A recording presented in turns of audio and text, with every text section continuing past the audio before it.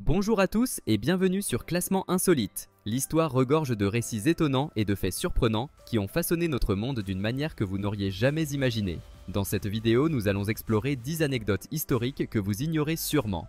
Alors, préparez-vous à être étonné et à enrichir vos connaissances avec des histoires qui pourraient bien devenir vos récits favoris. Imaginez un instant, l'atterrissage sur la Lune tourne au désastre et Neil Armstrong et son équipage ne peuvent plus revenir sur Terre. Ce scénario cauchemardesque, le président américain Richard Nixon l'avait envisagé. En fait, il avait même fait préparer un discours en avance, au cas où cette tragédie se produirait. Ce texte, écrit pour un moment sombre de l'histoire, était un éloge funèbre destiné à honorer les astronautes disparus, les qualifiant de héros qui reposeraient en paix sur la Lune, leur sacrifice devenant un symbole pour toute l'humanité. Heureusement, ce discours ne fut jamais prononcé, car l'équipage de la mission Apollo 11 est revenu sain et sauf, marquant ainsi un tournant dans l'histoire de l'exploration spatiale. Quand on pense à George Washington, le premier président des États-Unis, on imagine souvent un général héroïque, un leader politique visionnaire, mais probablement pas un cultivateur de cannabis. Et pourtant, c'est bien vrai, Washington cultivait du chanvre dans ses vastes plantations à Mount Vernon. À l'époque, le chanvre était principalement utilisé pour ses fibres, essentielles à la fabrication de cordes, de vêtements et de filets. Mais ce qui est encore plus surprenant, c'est que certains passages de ses écrits laissent entendre qu'il ne se contentait pas d'exploiter le chanvre pour des usages industriels. Washington faisait des observations sur la récolte de plantes femelles et s'intéressait également aux propriétés psychoactives de la plante. Est-ce qu'il explorait les effets du cannabis pour autre chose que sa fibre ? L'histoire ne le précise pas exactement, mais cela nous montre une facette inattendue du père fondateur des États-Unis. En juin 1940, pendant la Seconde Guerre mondiale, un épisode méconnu de courage s'est déroulé au Pont Saint-Louis, à la frontière franco-italienne. Un petit groupe de seulement 9 soldats français avait pour mission de défendre ce pont stratégique et d'empêcher l'armée italienne, composée de 5000 hommes, de pénétrer en territoire français. Bien que largement en infériorité numérique, ces soldats ont tenu leur position avec une incroyable ténacité, repoussant vague après vague d'attaques ennemies. Pendant une semaine entière, ils ont réussi à résister, infligeant des pertes importantes à l'adversaire. En tout, plus de 700 soldats italiens ont été tués ou blessés, un véritable exploit pour un groupe si restreint. Cet acte de bravoure est resté gravé dans l'histoire comme un symbole de la détermination et du courage des troupes françaises face à des forces écrasantes, même dans les moments les plus sombres de la guerre. Albert Einstein, le génie qui a révolutionné notre compréhension de l'univers, aurait pu marquer l'histoire d'une manière encore plus surprenante. En 1952, il a été proposé pour devenir le deuxième président de l'État d'Israël. Imaginez un instant le grand scientifique, non pas au tableau noir, mais derrière un bureau présidentiel, façonnant l'avenir d'une nation nouvellement créée. Les leaders israéliens, reconnaissant son engagement envers le peuple juif et sa stature mondiale, pensaient qu'il serait le choix parfait pour unifier le pays. Mais Einstein, fidèle à lui-même, a refusé cette offre prestigieuse. Il a expliqué qu'il ne se sentait pas à la hauteur pour diriger sur le plan politique et qu'il préférait consacrer son temps à la science et à ses passions intellectuelles. Son héritage cependant continue d'inspirer des générations, tant pour ses contributions scientifiques que pour son humanisme. 38 minutes, c'est incroyable, mais c'est le temps qu'a duré la guerre la plus courte de l'histoire, entre l'Angleterre et le sultanat de Zanzibar en 1896.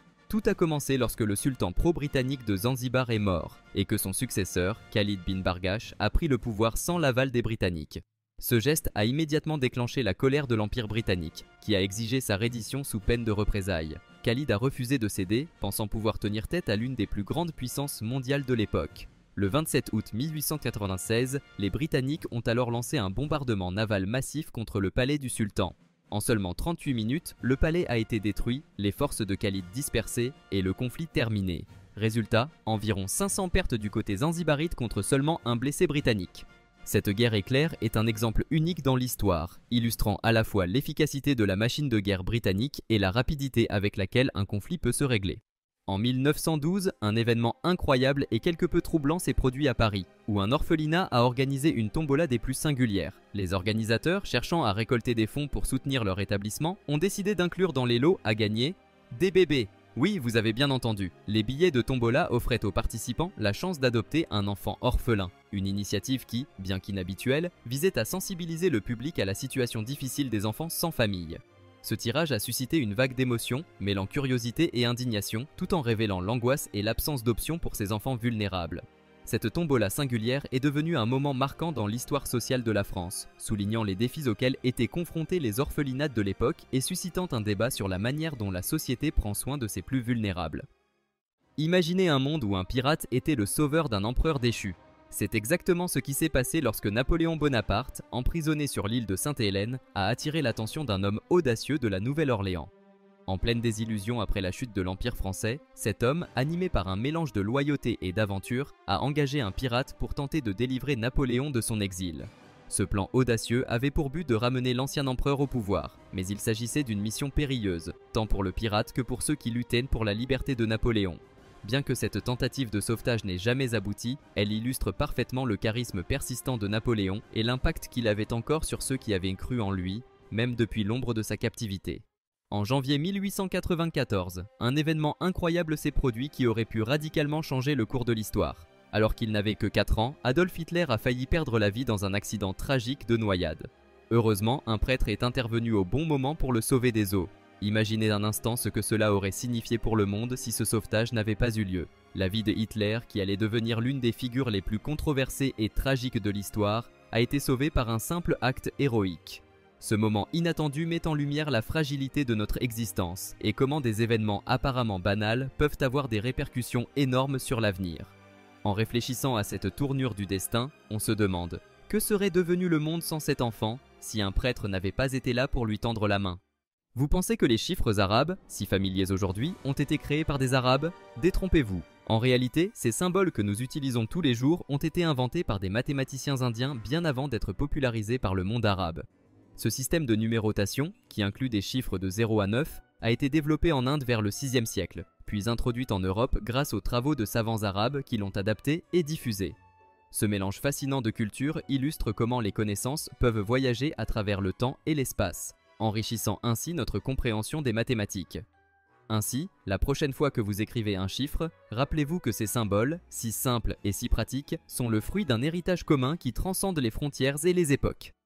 La tour de Pise, classée au patrimoine mondial de l'UNESCO et célèbre pour son inclinaison distinctive, a en réalité commencé à pencher dès le début de sa construction en 1173. À peine quelques étages avaient été érigés que les architectes ont constaté que le sol, trop meuble, ne pouvait pas supporter le poids de ce monument majestueux.